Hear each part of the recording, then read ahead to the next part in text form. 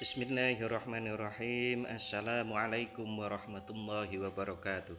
Saudara-saudari, pada sesi ini kita melanjutkan pembahasan tentang uji normalitas dan uji homogenitas.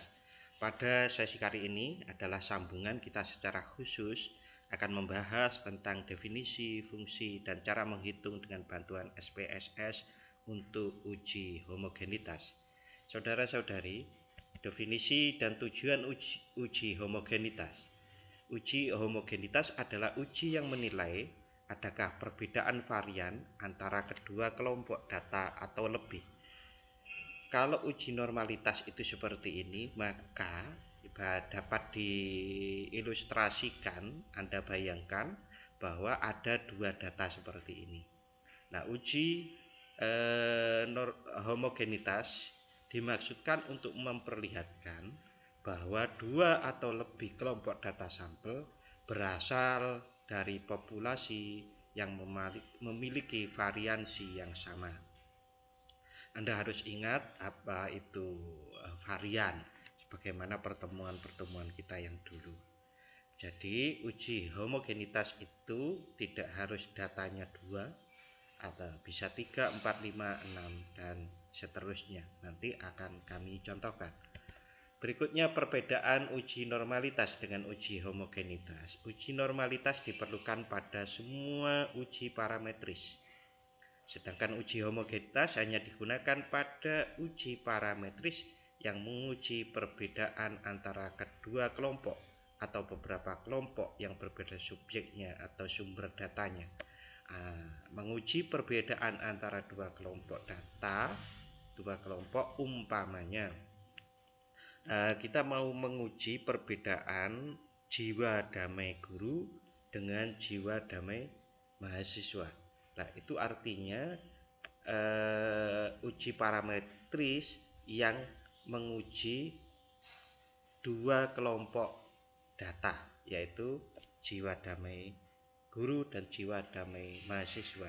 Bisa jadi contoh juga umpamanya perbedaan jiwa damai mahasiswa putra, mahasiswa dengan mahasiswi atau putri.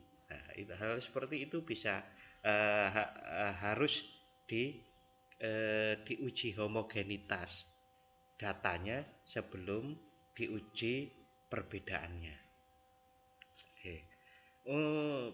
Saudara-saudari, karena uji homogenitas itu adalah dua kelompok dengan dua kelompok data atau lebih, maka persiapan data itu tidak harus sama banyak.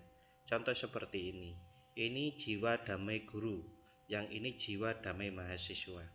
Nah, yang jiwa damai guru itu 51 subjek atau respondennya, sedangkan jiwa damai mahasiswa itu ini lebih dari 90. Oke, artinya data yang akan dianalisis tidak harus sama banyak subjeknya.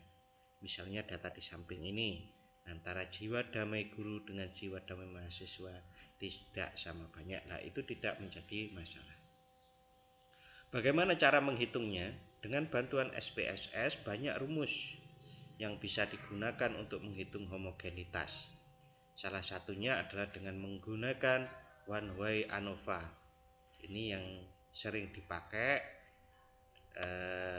oleh banyak peneliti. Caranya, data tadi seperti data ini jiwa damai guru, ini jiwa damai mahasiswa, kemudian analyze ini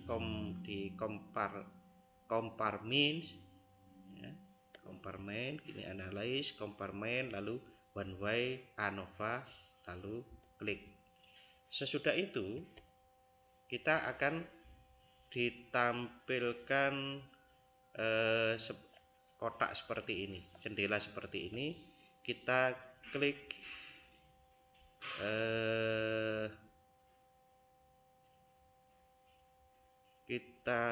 kita masukkan jiwa damai guru ke dependent list, lalu jiwa damai mahasiswa ke faktor sini. Ini klik lalu masukkan ke sini. Oke.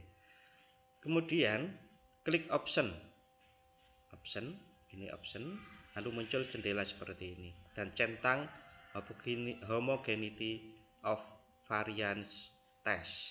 Lalu continue dan kemudian oke.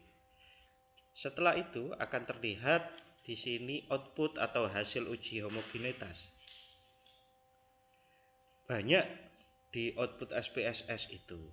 Hanya saja output atau hasil uji homogenitas yang kita butuhkan adalah tabel test of homogeneity of variant. Test of homogeneity of variant. Ini yang kita butuhkan. Dan lebih khusus lagi yang kita butuhkan untuk mengambil kesimpulan apakah data yang kita uji itu homogen atau tidak, itu adalah baris based on mean yang ada di sig atau signifikansi, di kolom signifikansi. Bagaimana kemudian kita mengambil kesimpulannya? Yang pertama, tetapkan taraf signifikansi uji. Misalnya signifikansi 0,05 atau 0,01. Sebagaimana saya jelaskan pada waktu saya menjelaskan tentang uji normalitas, taraf signifikansi itu biasanya yang sering digunakan itu 0,05 dan 0,01, atau dalam bahasa yang sering disebut taraf signifikansinya berapa? 1% atau 5%. 1% itu berarti tingkat kepercayaan data sampel yang kita gunakan itu adalah 99. Artinya 100 dikurangi 1. Kalau 5% berarti 95. Artinya tingkat kepercayaan sampel yang kita gunakan untuk mengeneralisasi, ingat itu ada istilah sampel, istilah generalisasi, itu ada di materi sampel dan populasi yang dulu. Artinya kalau 5%, taraf signifikansi 5% berarti berarti tingkat kepercayaan sampel untuk generalisasi itu adalah sebesar 95%. Jika pada baris selanjutnya, jika pada baris based on means signifikansinya adalah lebih besar daripada 0 taraf signifikansinya, maka data homogen. Ini adalah 0,1. 0,183 itu lebih besar baik dari 0,05 atau 0,01. Ini ingat ya, ini ada 0 di sini. Ini 0 setelah koma, maaf ini titik, ini koma, ini sama ya. 0,0 di sini ada 0, 0. Nah, ini langsung 1, berarti ini lebih besar. Oke ya, maka data homogen kalau signifikansi di kolom ini adalah lebih besar daripada 0,05 ataupun 0,01.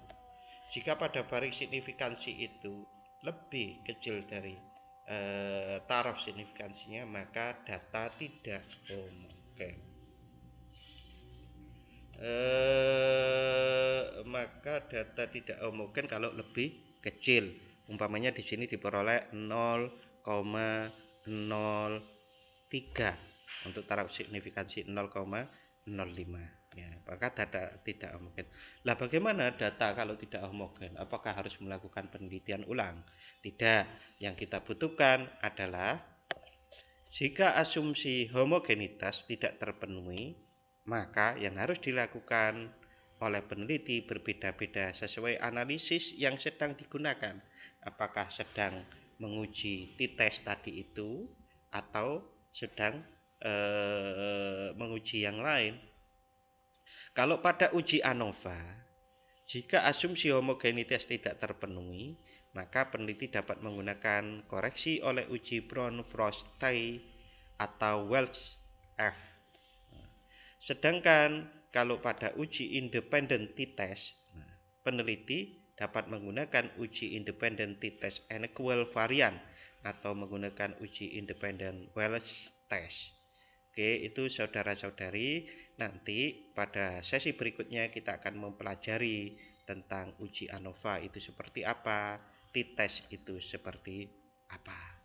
Intinya kalau kita nanti menggunakan uji ANOVA, maka kita harus data harus diuji persyaratannya, uji persyaratan homogenitas dan homogenitasnya dengan cara-cara seperti tadi. Oke, saudara-saudari, ini yang bisa saya sampaikan. Banyak sekali sebetulnya bagaimana cara uji homogenitas maupun uji normalitas. Namun dengan apa yang saya sampaikan pada uji normalitas kemarin dan uji homogenitas kali ini, itu cukup untuk penelitian yang standar, artinya penelitian standar yang pada umumnya dilakukan. Mungkin akan berbeda kalau penelitian adalah memang penelitian tentang statistik atau penelitian tentang matematika, maka diperlukan perbandingan antara rumus dan rumus itu. Terima kasih, mudah-mudahan bermanfaat. Wassalamualaikum warahmatullahi wabarakatuh.